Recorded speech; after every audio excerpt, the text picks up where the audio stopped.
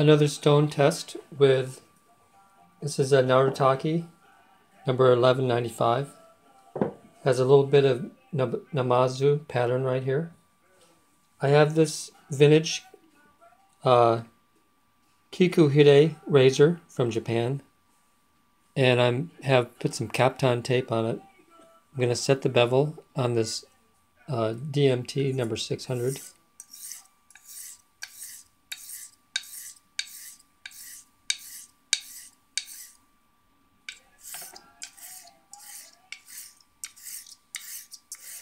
I'm making diagonal strokes so they'll be in contrast with the stone, with the tomae.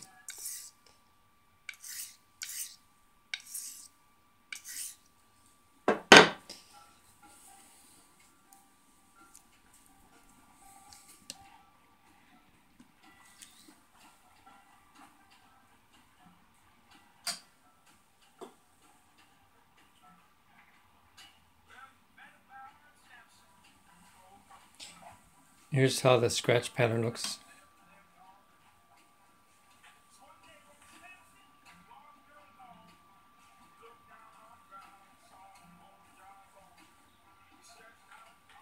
So these are deep, angular, walled diamond scratches. And we're going to remove those with this tomae. I'll take a photo of those to begin with. Let me focus in just a little bit more.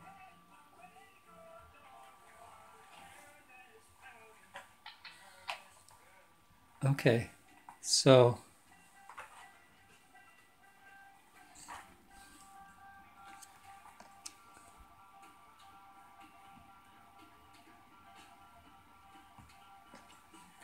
this is a gray asagi, a tomae asagi, and I'm going to raise a slurry with a diamond plate.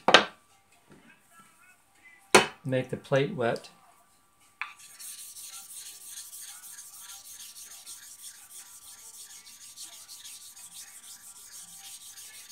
This is a relatively hard stone.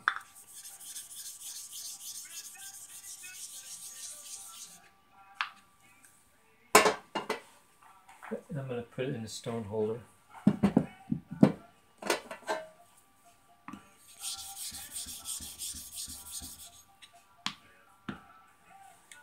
Okay, there's my slurry.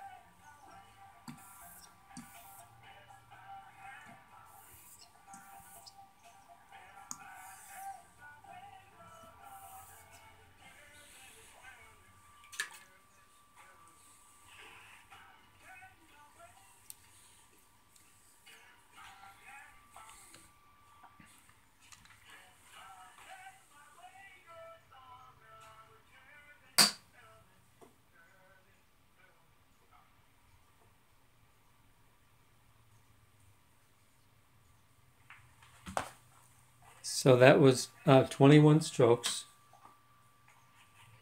and here's the razor.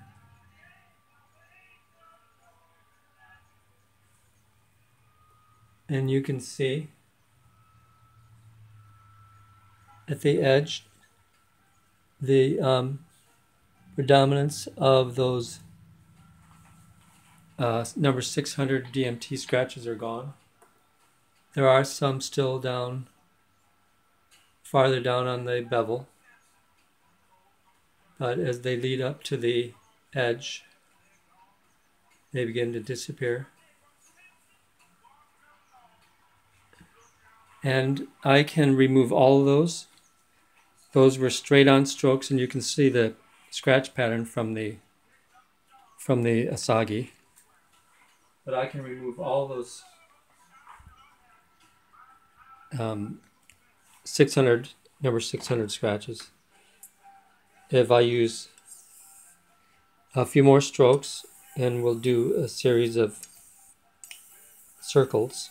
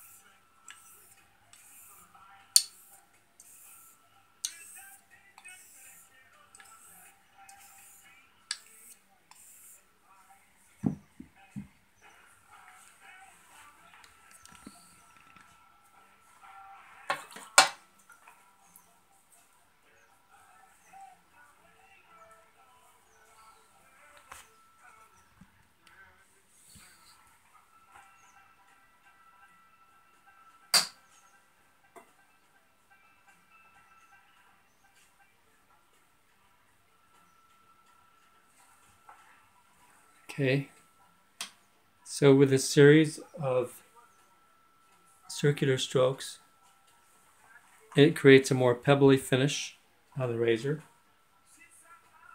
And we'll look all the way down here towards the base of the bevel. There's a couple dark scratches, and I can follow those up towards the bevel, towards the edge. And you can see they just pretty much disappear too. So that's with just a minimum number of strokes in the stone. Okay, what I would do next with this razor, I would go over to the strop.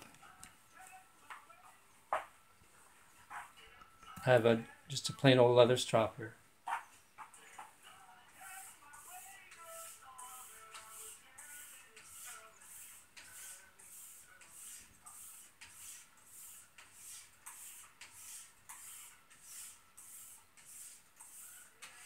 The stropping just helps massage off some of those, some of that really thin steel at the edge. And then I would tend to go back to the stone and do some light pressure strokes. Just pretty much the weight of the razor.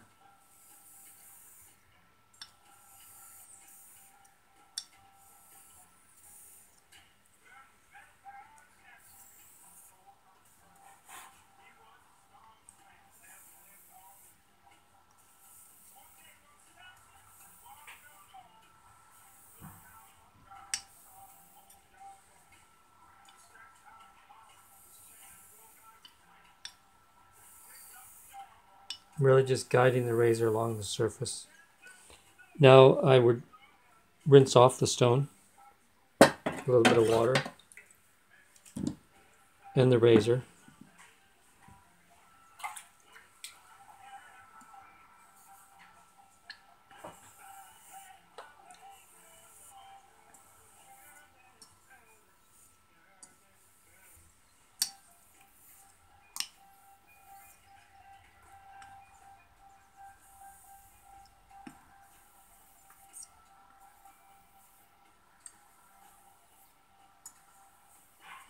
Okay.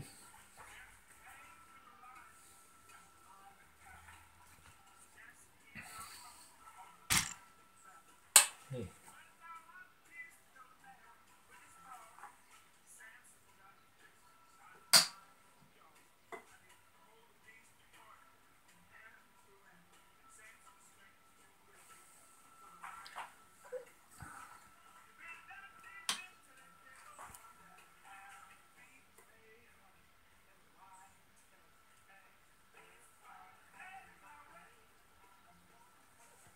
So that's how the edge is looking right now.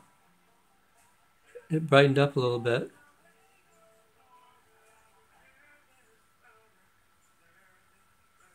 And if I went back to the strop, I can refine that edge just a little bit more.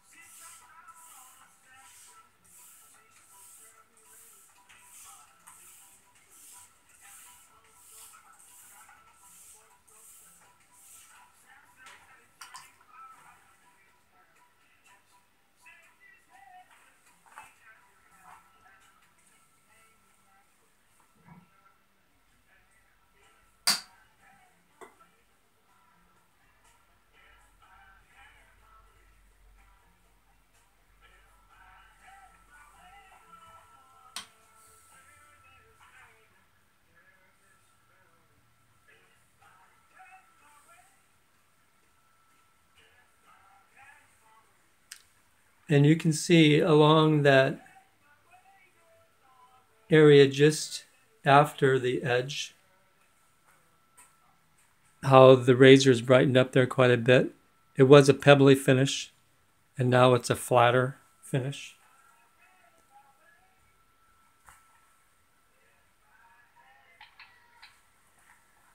Okay, my next goal here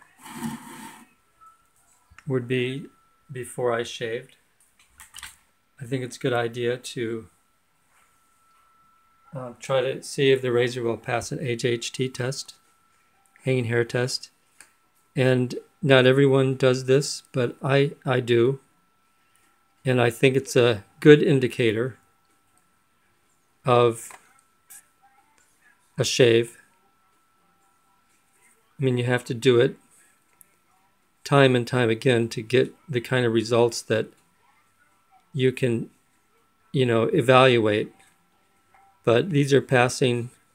That was a 4 knocked on this side, but the previous ones fell over on the front of the razor there. I'd say, oh, I dropped that hair. I have a different one here.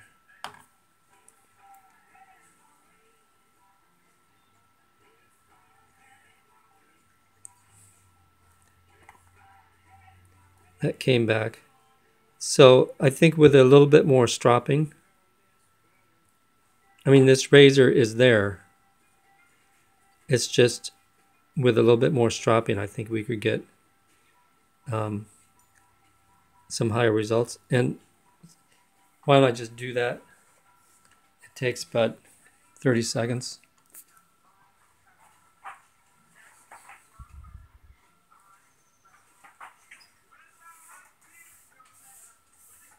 I probably only did 15 passes originally. Some fellows drop 40 or 50 or even more. I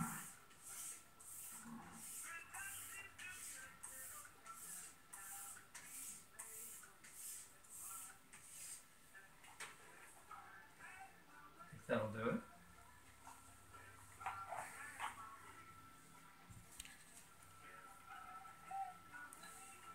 It would be interesting to think that we could shave without stropping, but a strop before and after is a good idea. Before and after you shave.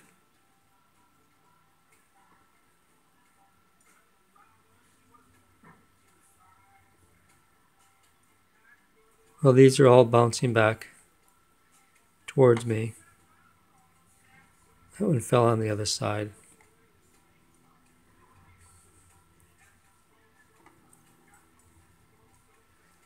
So you can see this razor is definitely sharp. I was holding the hair about 3/4 of an inch away from the razor. So that's just an illustration of honing a Japanese Kikuhide razor with one stone.